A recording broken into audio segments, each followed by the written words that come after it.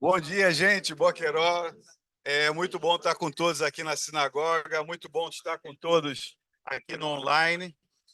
Hoje a convocação é para Janete Erles. Vai aquele quer dizer convocou. Moisés convocou. E a gente, né, não convocou, mas a gente convidou a Janete para fazer essa paraxá. E até ela falou assim, muito amigo, né, porque realmente não é uma paraxá nada fácil. Existem paraxiotes muito fáceis. Aqui, para quem está vindo a primeira vez, a gente toda semana discute a paraxá da semana, a paraxá da semana, por um voluntário. Depois abre um debate.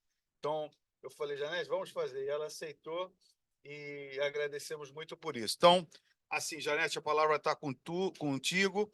A Janete, para quem não sabe, quer dizer, todo mundo sabe, mas é sempre bom lembrar da história de ativismo da Janete, né, que começou há muitos e muitos anos aqui na área, né, desde da educação, diálogo interreligioso, enfim, a própria CAR, introdução ao judaísmo, que tantas pessoas foram devidamente introduzidas ao judaísmo, eterna gratidão por isso a gente tem, eu tenho.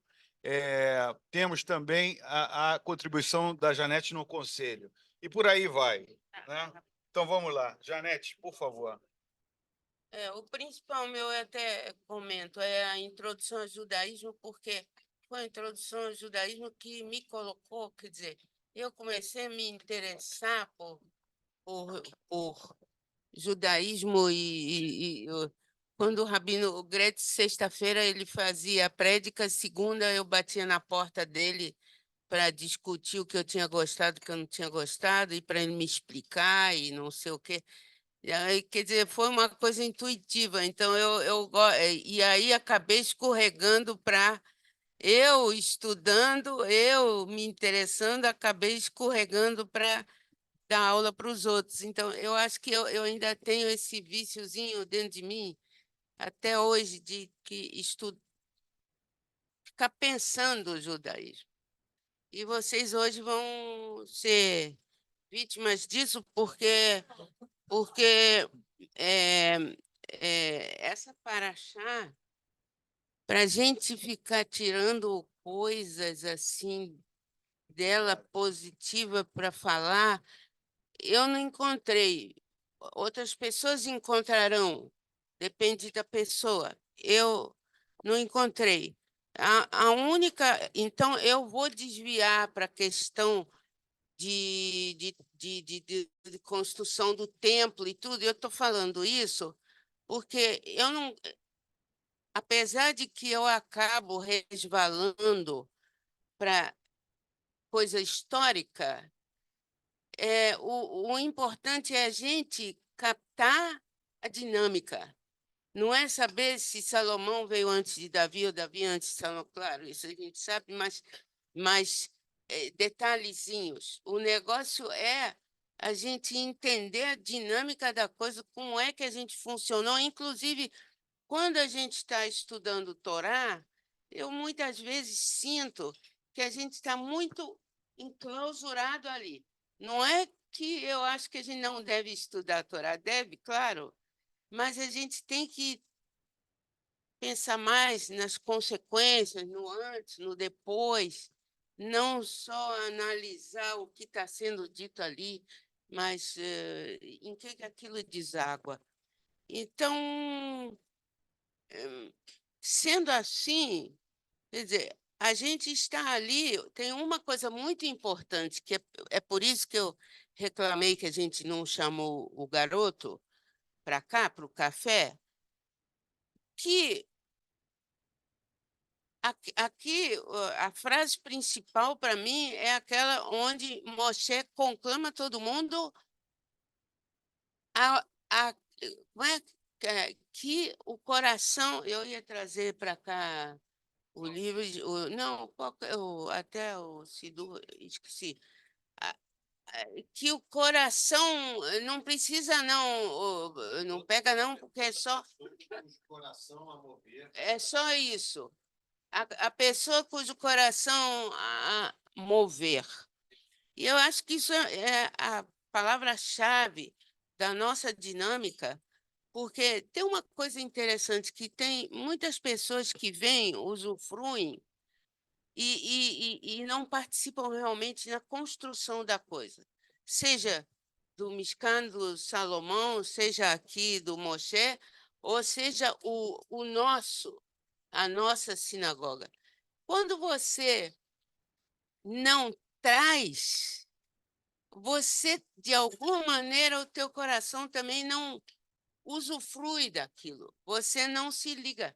A gente se liga nas coisas quando a gente participa.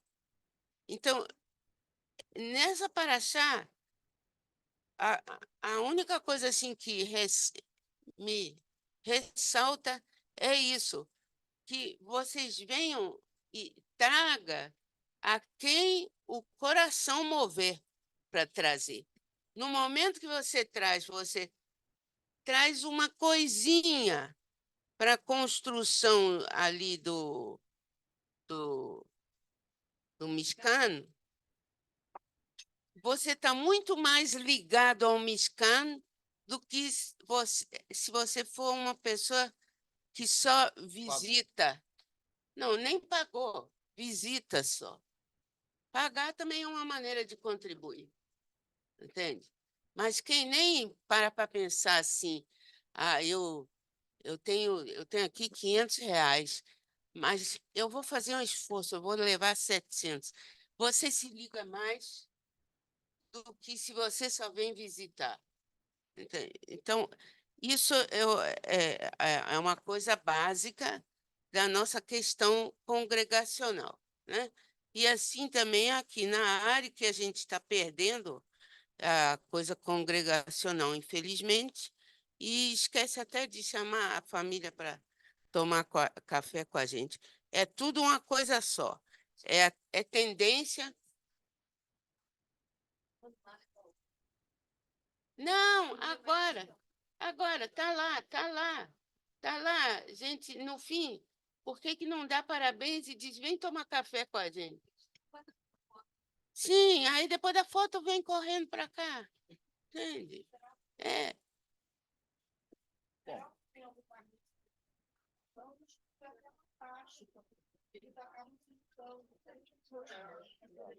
mas hoje foi e ninguém viu. Isso é um vício, e eu estou falando disso porque é um vício que nós estamos tendo, que é uma tendência mundial, não é só nós. Se a gente puder reagir contra isso, seria bom. Bom, já falei demais. Então, eu queria falar que dos tempos de Salomão, porque a Haftará também é da construção do templo do Salomão, óbvio, né? Ali nós estamos fazendo o início. Quando eu estiver extrapolando o tempo, você me fala. Não está, não. Nós estamos falando, Coisas que eu achei interessantes. nós estamos falando início do que vai ser o interior do templo, não é? Isso o que está sendo feito ali. E, e aí nós passamos entre essa época e Salomão, tem 300 anos, mais ou menos. Se se realmente a Torá tivesse sido escrita em 1200. Eu queria que vocês um parênteses, vou falar demais. Um parênteses. Eu queria que vocês prestassem atenção numa coisa que eu saquei quando eu estava lendo isso. Será que Abrão, Isaac e Jacó eram muito mais monoteístas e entendiam o Deus abstrato muito melhor do que Moshe Rabbeinu? Será que Moshe Rabbeinu e sua turma não estavam influenciados pelo tempo no Egito? Porque Moshe Rabbeinu quis ver Deus, teve que ver Deus de costas, teve que subir lá em cima falar com Deus para trazer as tábuas. Estava o tempo todo em conversa com Deus. Abrão não tem essas conversas concretas, tem mais sacações de Abrão em relação a Deus, né? Jacó também, Jacó lutou com um anjo, diz que, e que a gente fica achando que talvez tenha sido mensageiro de Deus. Mas Jacó acreditava em Deus, era monoteísta e tinha uma abstração muito maior do que Moshe. O Moshe só acreditou em Deus por quê? Por causa da sarça ardente. Entende? Ele precisou de um monte de coisas concretas para se fiar mesmo em Deus. Abrão, Isaac e Jacó, não. Foi uma coisa, um sentimento, uma coisa. Então, acho que isso é importante a gente ver, essa linha de. Aí depois a influência egípcia, provavelmente, perderam Deus, e aqui no Sinai, e Moshe vive dizendo: olha, vocês têm que acreditar em Deus, porque de repente eu não vou nem falar o que eu ia falar. Vocês querem acreditar em Deus porque Deus nos salvou do Egito. Os nossos patriarcas não precisaram de nada disso. Deus não fez nada de bom para eles, nem de bom, nem de ruim. Entende? Eles acreditavam em Deus. Ponto, como dizia o Rabino Gretz. Ponto. Entende? A gente tem que pensar isso. Aí a gente tem 300 anos daquela mistura de que você não sabe se é idolatria ou se é monoteísmo, um certo sincretismo que os rabinos e os sábios nos livros geralmente chamam de monolatria, porque era para um Deus só. Mas aqui nessa época, depois da conquista, nós fomos influenciados tanto por outras pessoas que não era nem uma monolatria. A gente estava desviando toda hora para outros deuses e rezar nos lugares altos que os profetas diziam não pode, porque isso é onde o pessoal faz os sacrifícios deles para os outros deuses e não sei o quê. E a gente sente isso, eu vou dar um pulo, quer dizer, Salomão são 300 anos depois. Tem também uma coisa interessante quando a gente lê na Torá mesmo, dizendo, na continuação, né? Em Reis, por exemplo, diz que Davi se sai aos olhos dos escritores melhor do que Salomão. Aí diz que Davi era melhor, não sei o quê. Mas, se você for ver, Davi tem um monte de coisas que ele faz que não são muito boas, que nós conhecemos, que é a história da mulher do Uria, que ele roubou, mandou Uria para a guerra. Uria morreu para ele pegar a mulher dele, a Batseba, que veio a ser a mãe do Salomão, e o Salomão era um dos, sei lá, oitavo, 10º filho de Davi. Os outros ele rejeitou, entende? Brigou com um, rejeitou o outro, não sei o quê. Só tem uma diferença. Davi se arrependia e Salomão, você não vê nada de arrependimento. Você só vê coisas. E tem aquela coisa que era natural na época, o que a gente chama de corvéia, mas na verdade era uma escravidão. Agora, nas entrelinhas, você lê, de repente você vê uma frase assim, que o pessoal que construiu o templo assim na base de não receber dinheiro, não receber nada, eram outros povos fornecidos pelo amigo dele de Tiro, o rei Hiram, que fornecia essa gente, porque os judeus eram só supervisores, os hebreus. não achei assim muito bonito. Quer dizer que ele viu que não era muito bom, botou os outros e não botou os judeus.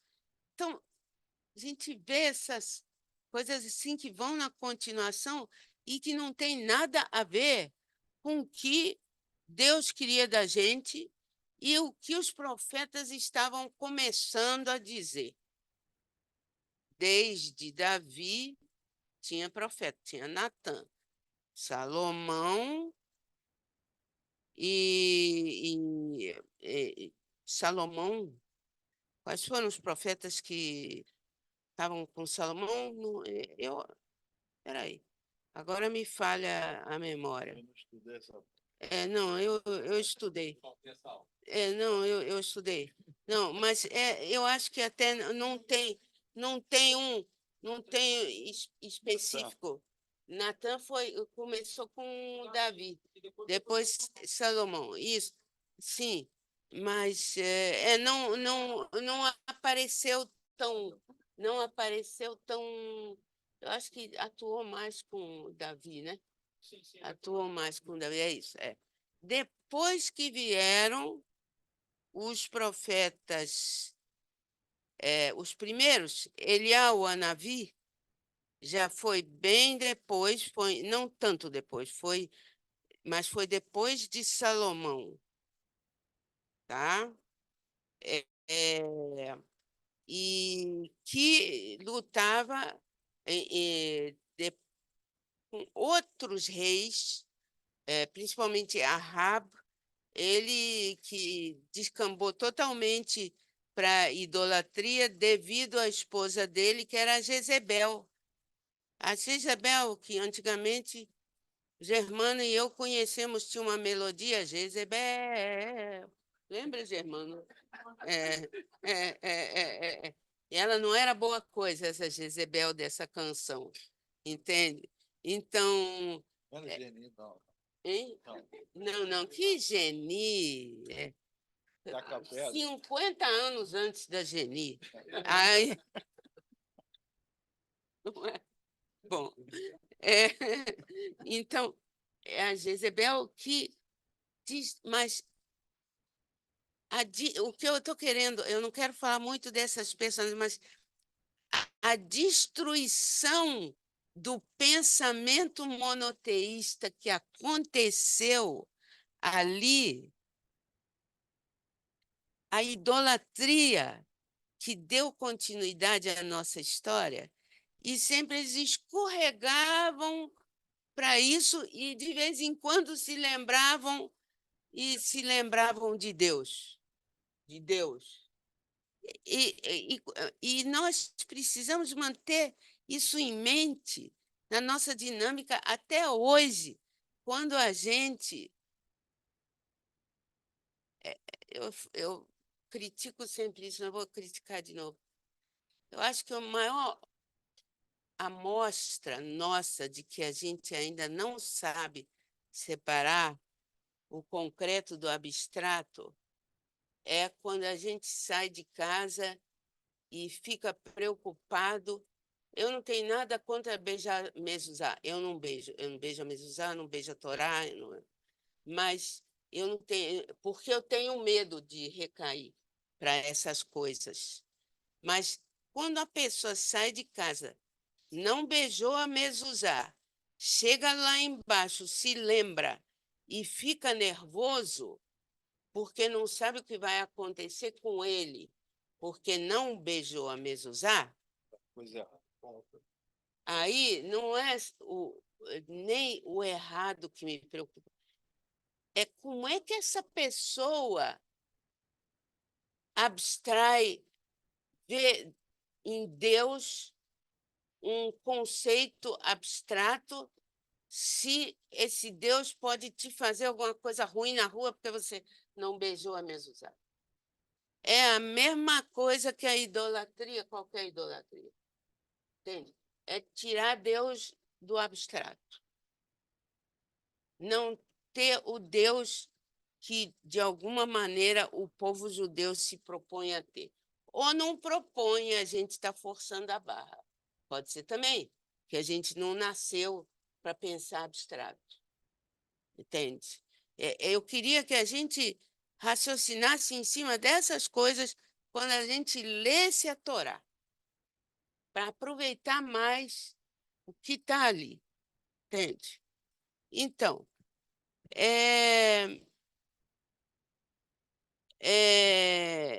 inclusive, pulando um pouco, aí aparece, de repente, em Reis, onde, para o Salomão, aparece que Deus vai abençoar ele não, é para Davi.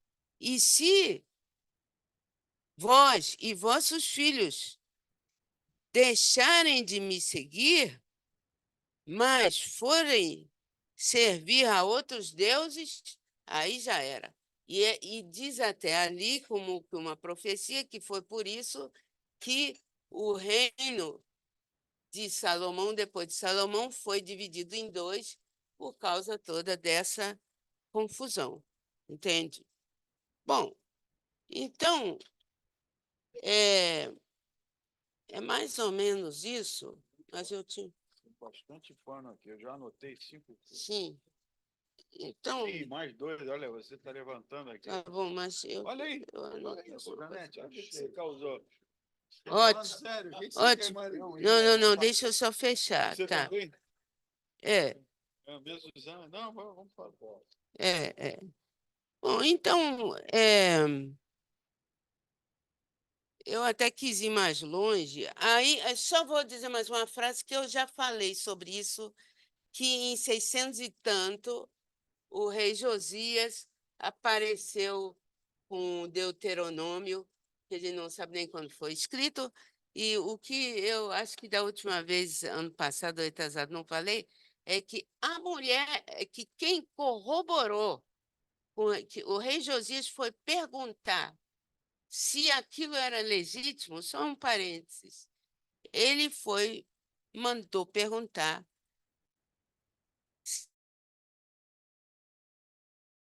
se aquilo ainda é de Deus, ele foi perguntar para uma senhora, não foram os homens. Mãe dele. Não, ele não tinha, pelo jeito, o problema dele não era com a mãe, uma senhora que era a mulher do homem que cuidava das roupas dele, do rei Josias. Chamava-se Hulda. Ela aparece uma frase aqui e depois aparece em crônicas também, curtinho. Mas essa mulher foi importantíssima, porque foi ela, Hulda, que disse: não, pode seguir Deuteronômio, são as leis de Deus. Que coisa. Hein? Como lá na frente? Daqui a pouco. É lógico. Mas é por isso que eu digo, vamos ver o conjunto da coisa. Foi uma volta, Deuteronômio. Se eu pudesse me estender aqui, André, então eu tenho que falar mais uma palavra. Deuteronômio foi a volta ao monoteísmo. E foi daí e foi daí que quando Deuteronômio foi carregado para Babilônia e quando voltaram, aí sim que os profetas mandaram ver e os profetas não deixaram a gente sair do monoteísmo, inculcaram o monoteísmo na nossa cabeça. E paralelamente, a partir da Babilônia, começaram a estudar a Torá. Uma vez aqui o Oren quase me matou, eu disse a Torá, o Talmud começou na Babilônia em 600, ele quase me matou, mas ele não entendeu o que eu queria dizer, que ali está a raiz. Começaram a estudar, anotar coisas, não sei o quê, e lá longe, em 200, quer dizer, aí foram aparecendo os rabinos. O Zeca conhece bastante desse período, foram aparecendo, os rabinos, a coisa foi se formalizando e, e virou se tornou, foi construído o Talmud. Mas a dinâmica é essa, a procura do monoteísmo. E aí foi os profetas e os pensamentos partindo de Deuteronômio, principalmente. E é isso que faz a gente chegar onde a gente chegou hoje. Maravilhoso. É. Olha, maravilhoso que vem agora, que eu estou... Obrigado, Janete, muito obrigado. A gente tem aqui só de inscritos imediatos mais de 5 ou 6, tá? E vamos seguir, fazer essa sequência. Eu acho que é isso que é maravilhoso. Tudo... Já então ficou 5, mas entrou 2 agora. Eu gosto muito de escutar. Zeca voltou de Portugal, bem-vindo, Zeca. Sabe das coisas. Olha, eu queria só aqui, antes de passar a palavra, que primeiro, assim, esse primeiro pito que a gente tomou, eu acho que é importante. O convidar é um trabalho para todos nós, né? Quer dizer, como comunidade, a gente não pode achar que o outro vai convidar. A gente pode convidar. O único cuidado que tem que ter, por exemplo, essa semana estava perfeito para convidar, porque inclusive tem alguns lugares vazios. Semana passada tinha 50. Se a gente convidasse, teria um problema. Mas em resumo, o convidar é um trabalho para todos enquanto comunidade, né? Depois você falou muito interessante que é um erro, e eu fiquei horrorizado. Eu chamei meu tio está meio sem freio, né? Eu não sei se vocês vão lembrar.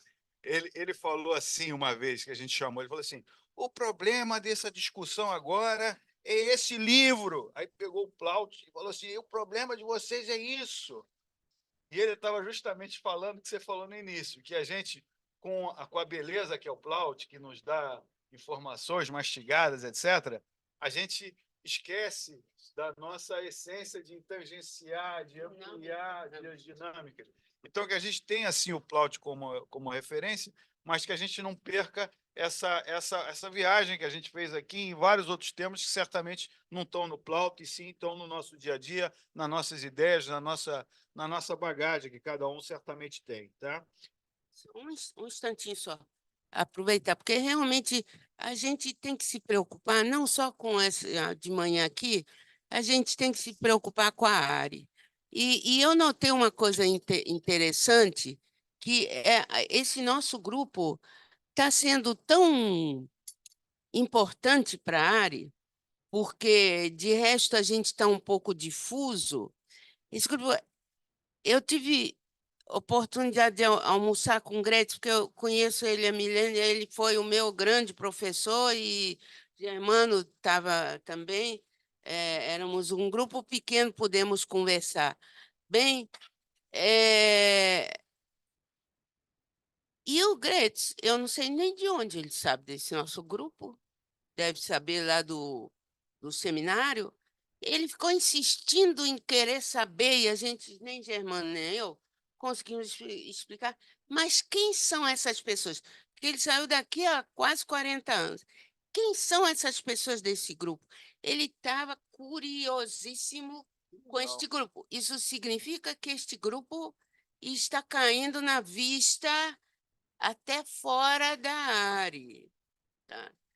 Então, este grupo é um núcleo muito mais importante para a área no momento que está um pouquinho fraca do que a gente se dá conta. Então, a gente tem que discutir essas coisas maiores. Não, muito bom saber isso, muito bom mesmo. Bom, assim, só para não deixar, assim, muito rapidamente, participar, assim, níveis de participação. Eu entendi, Janete, que botar a mão na massa é o nível mais alto de participação, né? Então, o nível mais alto de participação é mão na massa. Inclusive, nessa paraxá, as pessoas vão e executam o plano. Esse é o nível mais alto. Ah, dar dinheiro é importante? É. Só olhar que não vale, né? Isso aí. Beijar mesmo. Aproveitar. E aproveitar. Picar. É. Só picar. Inclusive, você não entra no teu coração se você só picar. Bom, outra coisa sobre beijar a mezuzá, na minha visão, depois de frequentar esse grupo muitas vezes, eu beijo a mezuzá, tá? Mas a minha significação é o seguinte, que eu vá e volte dentro da ética da Torá, que eu consiga tá lembrando da Torá quando eu estou fora de casa e quando eu volto para casa. É isso. Assim eu vejo. Não como um amuleto da sorte ou de azar, nada disso, tá? Bom, por último, assim, só queria dizer que o materialismo é natural, assim, eu vejo assim. As pessoas nascem materialistas, os pequenos são materialistas, e a abstração é uma evolução. Inclusive, tem que ser treinada e mantida e estimulada. Então, na verdade, ser monoteísta não é a coisa mais simples, não. Mais simples é pegar alguma outra coisa. Bom, na sequência, vamos passar para André Stein, Zeca, e passamos para o outro lado. Que beleza, né? Olha aí. Tá bom. Bom dia para todo mundo. Obrigado, Janete. A Janete estava falando da questão do monoteísmo e falando dos patriarcas e depois de Moisés, e achei curioso, me lembrou muito o personagem do Francisco Milani na escolinha do professor Raimundo, quando ele fala assim, sempre que o professor fazia pergunta, ele falou, há controvérsias, tem provas? O senhor tem a prova, o registro daquilo que foi feito, não sei o quê, blá, blá, blá, blá. E aí me lembrou muito, porque, de fato, os três patriarcas não precisavam de prova nenhuma, né? Como você falou, Moisés precisou lá de várias coisas para realmente, vamos dizer, incorporar essa relação e colocar essa relação para o povo escolhido, vamos chamar assim. Então, me salientou isso aí, e é incrível como é que a Janete, com os questionamentos dela e as inflexões dela saem completamente do estudo, da paraxá e do script, mas não deixam a gente de fora da reflexão da semana. Mas eu vou falar um pouquinho de algumas coisas que eu vi aqui, porque, por algum motivo, acho que esse ano, ao invés de ficar lendo isso aqui e ir buscar outras fontes, do Talmud, de Maimônides, de Pirkei Avot, ou sei lá o quê, eu tenho lido isso aqui, tenho tentado fazer as conexões que o próprio Rumash nos traz, porque, para mim, este Rumash é novo. Eu ganhei ele em 2021, então ainda tem muita coisa para explorar nele. Então, eu estou ficando dentro dele. E eu ainda preciso aprender muito a fazer essas conexões, né, que ainda não sei fazer. Mas, por acaso, na semana passada, o Gretz, na prédica dele, falou muito da questão do Shabat, né, reforçou a questão do Shabat, e quem não guarda o Shabat automaticamente estaria, como ele chamava, excluído, será cortado do meio do povo, que era a expressão. Ele tinha duas maneiras aqui no Shabat, que em Kitissá ele falava assim, vocês guardarão o Shabat, é sagrado. Quem profanar será condenado à morte, e quem trabalhar será cortado do meio do povo. Ele falava muito dessa questão de você ser cortado significa que você já não se identificava mais com aquela comunidade, você, enfim, automaticamente iria se afastando disso. Aí a gente vai para... Mas ele colocou em dúvida isso, Greg. Mas o que eu entendi como uma coisa que ele reforçava, Janete, que é a importância do Shabat no sentido coletivo, no sentido de pertencimento, tá? Mesmo colocando em dúvida a importância de o fato de você guardar o Shabat, você está na sinagoga, você está em comunidade, mesmo que você esteja online, conectado com as pessoas, Isso. você se pertencer, se fazer pertencer a um grupo, a uma comunidade. Acho, né? A gente não pode dizer o que ele falou, que ele queria dizer que a pertença não depende de você e de você é, é, seguir todas as leis que até às vezes te atrapalham de ter um bom Shabat. Você seguir.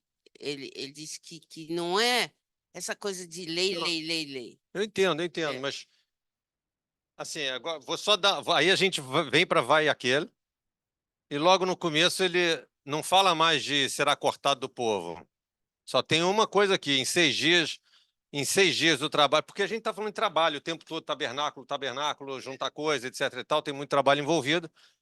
E, por acaso, nessa sequência, fala-se muito do Shabat, porque o Shabat está sempre aparecendo, obviamente, sempre sendo reforçado, mas aqui parece que toda hora, em todas as parashot, vem falando de Shabat, porque fala-se de muito trabalho. Então, em 6 dias o trabalho deve ser realizado, no 7º vocês terão um Shabat, de completo descanso sagrado para o eterno. Todo aquele que nele fizer qualquer trabalho será condenado à morte. Não tem aqui sobre exclusão. Aqui já é só condenado à morte. Só queria fazer essa relação para a gente atentar. Agora, outras 2 coisas me chamaram a atenção, assim, olhando puramente o texto, tá? Mais para frente, ele fala que todos se destacavam, e todos os que se destacavam pela capacidade e todos cujo espírito os movia, vieram e trouxeram para o Eterno uma doação para o Mishkan. Todos os que... praticamente todo mundo, na verdade, mas 2 tipos específicos.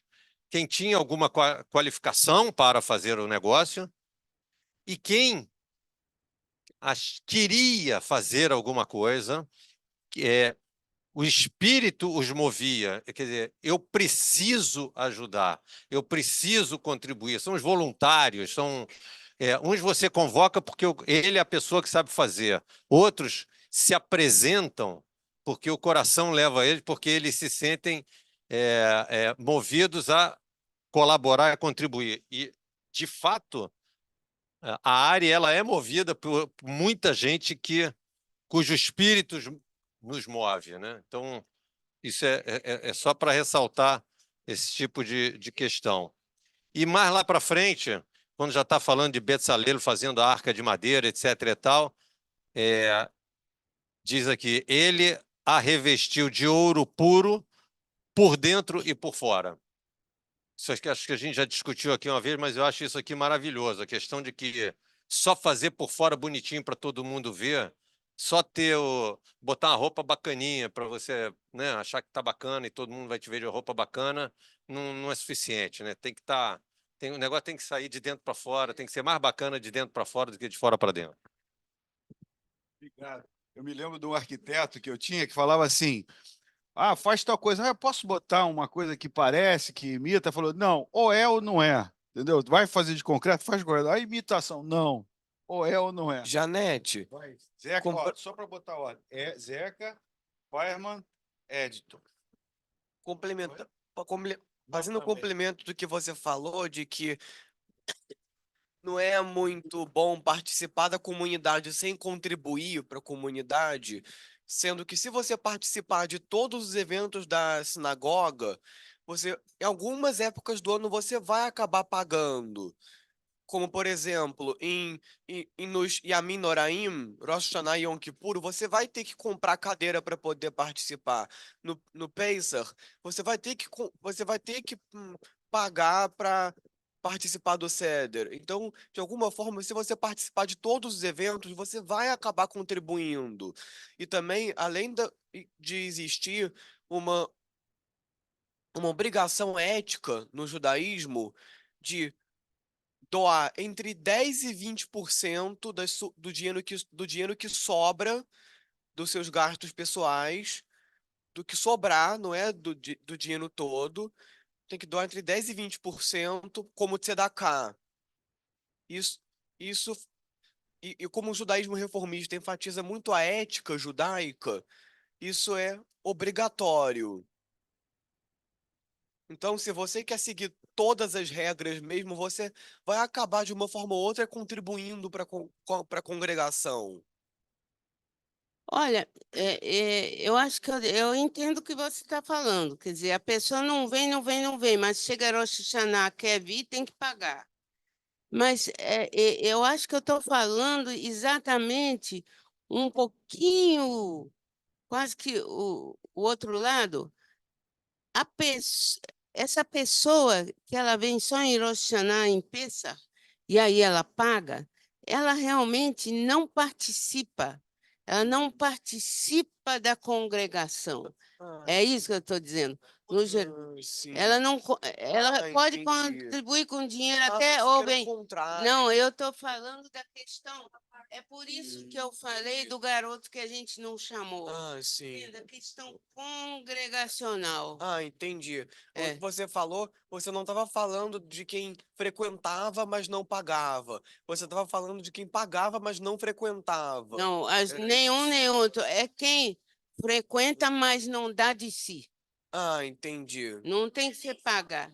Entende? Ah, sim. É uma besteira. Olha só, outro dia lá embaixo na recepção, na sexta-feira, teve uma sexta-feira aí que não tinha ninguém da turma que entrega a Halá e diz Shabbat Shalom, não tinha ninguém. Hum. Aí chamaram o Hélio, hein? Chamaram o Hélio, disse, Hélio, senta aí e diz Shabbat Shalom, entrega Halá. Ele sentou lá e disse, ele não durou muito. Ele, mas, aí depois eu fui, mas ele sentou. Ele teve essa boa vontade de sentar lá, um trabalho que não é dele, absolutamente, principalmente o Hélio, entende com o gênio que ele tem. Ele pode escutar, porque a gente se dá muito bem. Aí ele sentou, não era função dele, e ficou Shabbat Shalom, dando. Então, o Hélio contribuiu congregacionalmente no lugar em que se precisava de alguém. É isso que eu estou querendo. Ah, entendi. Olha, aqui tem uma lista grande. Janete, obrigado aí mais uma vez. Uma aula, como sempre. Deixa eu te falar,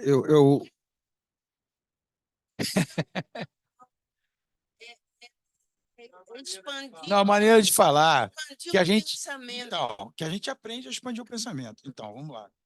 O André falou muito bem nessa questão do pessoal que era muito importante observar o Shabat e até chega a se falar, e hoje eu fiquei espantado, porque eu li na hora, não lembrava, e eu, talvez nunca tenha atentado, que se você não respeitasse, você morreria, né?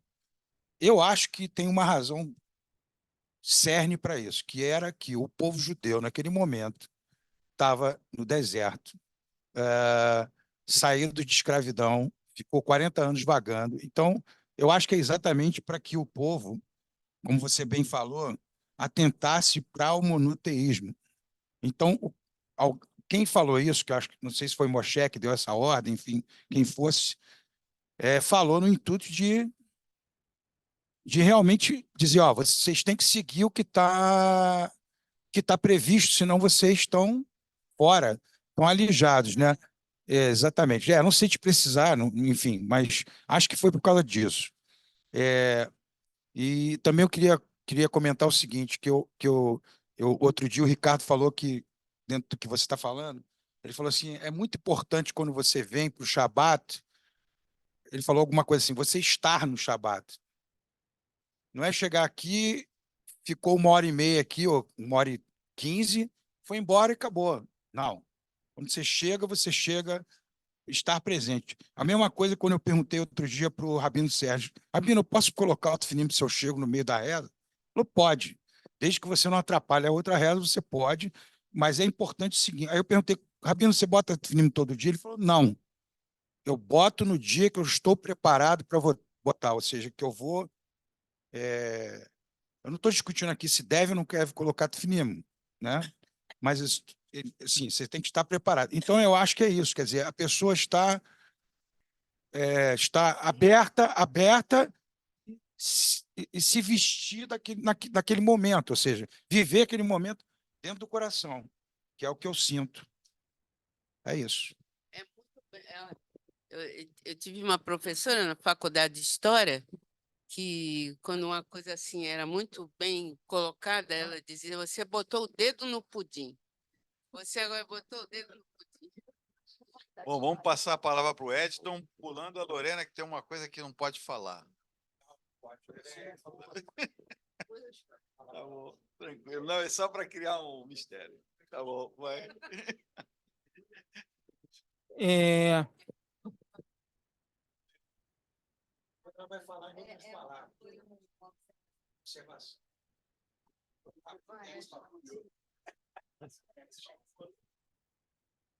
É, primeiro agradecer a Janete pela aula, realmente, quer dizer, é só modo de dizer que assim, que a gente aprendeu muito. Está perdendo vários segundos.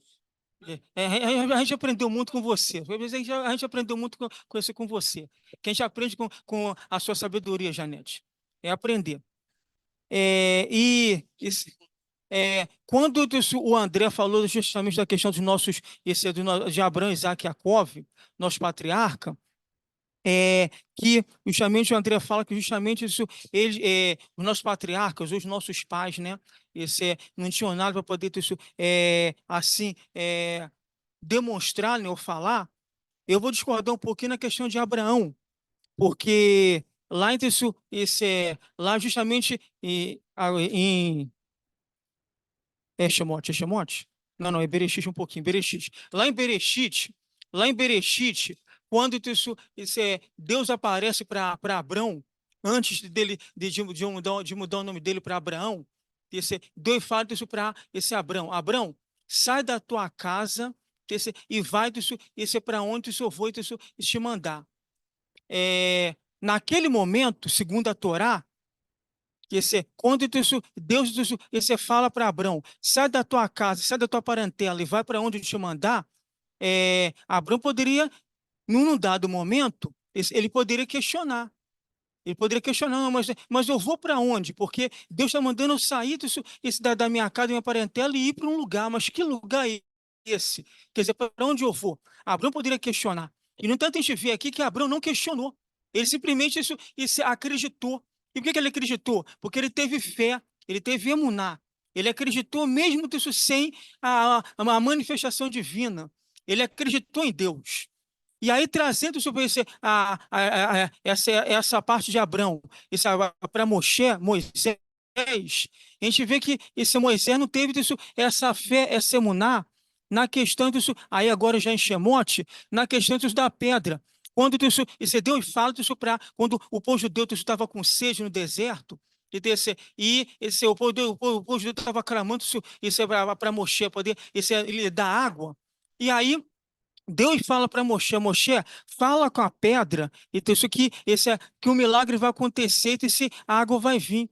Mas só que parece que Moisés ali não teve essa fé, e Moisés também estava também um pouco nervoso, devido o que o povo estava fazendo com ele, não teve essa paciência, e ele bateu na rocha. Quando ele bateu na rocha ali, ele feriu a rocha. A gente entende isso, que Moisés ali não teve essa fé.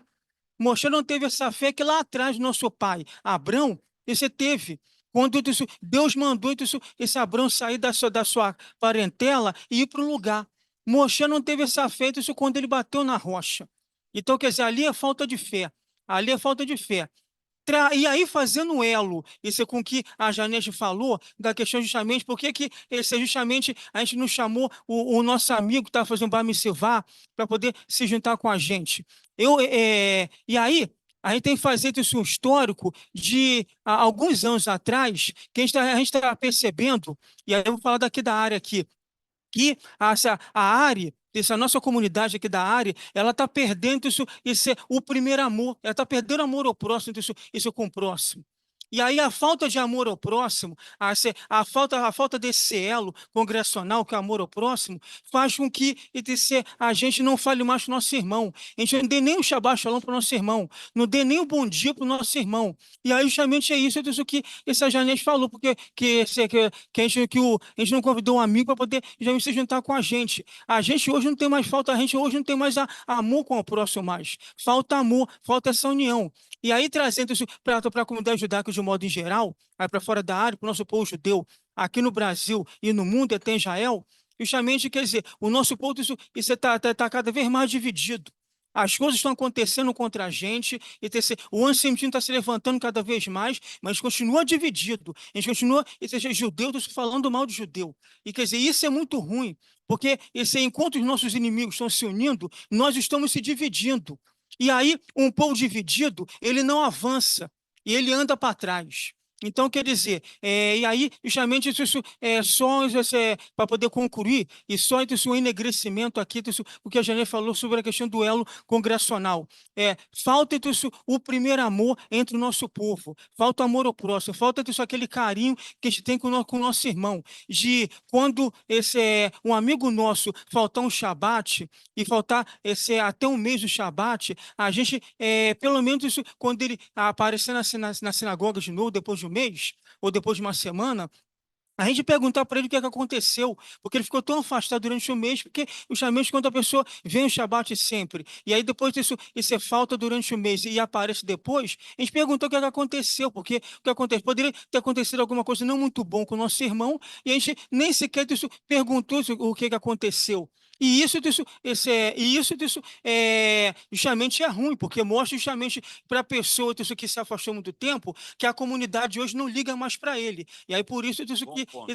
o nosso ponto está se dividindo cada vez mais. É isso. Excelente ponto. Diria que se o cara faltar aqui a quinta ou sábado, ou qualquer outro dia, ou a sexta, já liga logo na mesma noite, no mesmo dia, pergunta o que houve, né? Faz a chamada.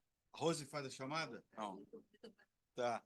Bom, não, Gilberto Lã. Gilberto Lã. E o decano, meu amigo. Rapidinho, falando sobre a prédica do Rabino Gretz, sábado, sexta-feira, ele falou sobre que seria muito bom se a gente pudesse fazer um Shabat todos os dias.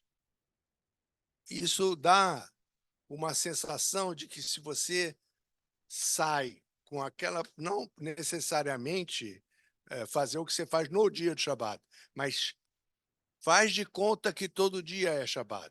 Faz a tua mitzvah, faz as tuas coisas com um sentimento mais leve, com mais um pouco de... porque a vida é muito estressante.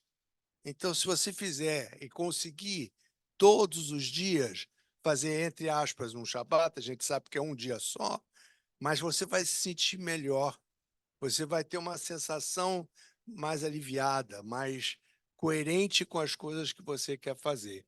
Foi isso que eu dependi para você próprio, um Shabat para você próprio. E uma outra coisa que eu queria dizer é sobre o que a Janete falou sobre doação, que é o trabalho voluntário. O trabalho voluntário vem do latim voluntarios, e voluntários é vontade. Vontade é o que você tem para fazer as coisas. Aí você se torna um voluntário. Voluntário, eu não sei latim, eu só sei hebraico. E alemão. E alemão.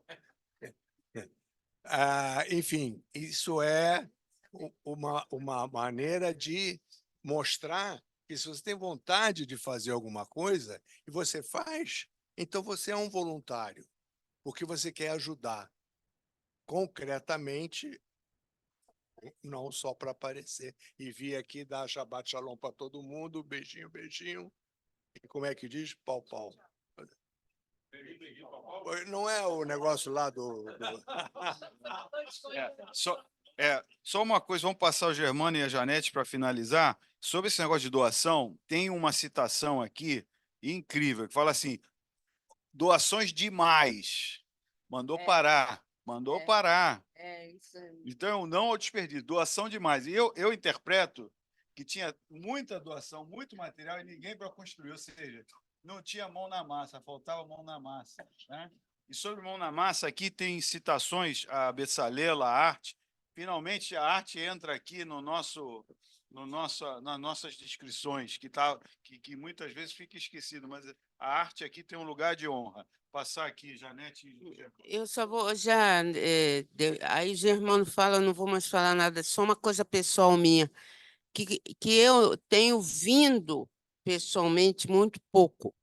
E alguns amigos sabem, eu não estou na minha melhor fase fisicamente. Então, para mim é muito difícil chegar aqui às 7 horas. Tem dias que eu não durmo a noite inteira, não sei por quê. Aí adormeço às 6h30. Aí, então, mas eu assisto praticamente todas depois. Quando eu não assisto na hora, eu assisto depois.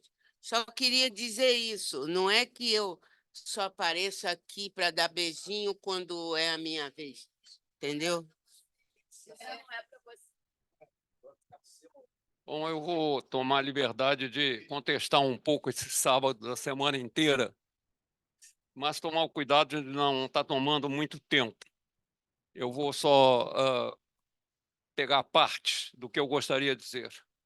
Consta-se a história de um Rebbe racídico que sempre se regozijou poderosamente compartilhar as refeições do sábado com seus discípulos congregantes. Mas, em uma determinada refeição do sábado, os olhos do rabino ficaram animados com um brilho estranho. Ele bateu na mesa gritando: eu tenho meus amados discípulos. Nós forçaremos a mão de Deus, travar uma rebelião contra o céu. Vamos trazer a redenção. Agora, o plano é incrivelmente simples. Não vamos recitar a Haftalah, a oração de separação que conclui o sábado e começa a semana. Se o sábado nunca termina, a redenção nunca termina. Se não houver Havdalah, nunca teremos término, nunca teremos que voltar ao mundo dos dias da semana. Os Hassidim estavam em transe. Eles dançavam e cantaram músicas alegres, muito além da aparição das 3 estrelas, muito além da conclusão do sábado, em outras congregações. Mas então, suas esposas começaram a procurá-los. Afinal de contas, as crianças tinham que ser alimentadas e banhadas. As roupas tinham que ser lavadas. A comida tinha que ser cozida. Um a um, cada discípulo retornou embaraçosamente à sua família, deixando o Rebbe como o único revolucionário, até que a Rebbetzin do Rebbe entrou em cena, reclamando que a semana tinha que começar, pois havia muito trabalho a fazer. Com lágrimas escorrendo por suas bochechas, o Rebbe, derrotado, fez a Havdalah. É ficar claro que, por mais que a gente enalteça o sábado, a gente tem que ter a consciência clara que o mundo necessita da nossa atividade. Não é quando em Israel a gente discute que estudar a Torá é mais importante que fazer serviço militar, é uma coisa que, para mim, não tem sentido. A gente vive num mundo presente e, por mais que eu queira ter a alegria do Shabat, eu acho que a gente tem que ter bem claro para nós que a nossa vida ela é ampla e ela tem que ser dividida com várias atuações.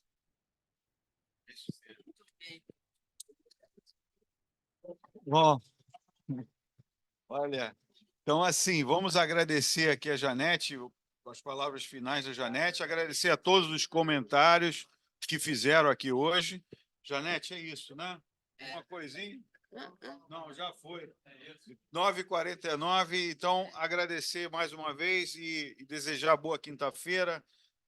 Terezinha, tudo bom, shalom aí para você, tá, querida? Shabbat Shalom. Shabbat shalom. Beijo para Shabbat Shalom Terezinha, pra minha todos. mãe também, que está lá, para Tereza Lankman, Dona Clara, Benilson, um grande abraço a você, o Carlos, a Bia e a todos. Maurinho, tudo de bom. Minha mãe está na Tijuca.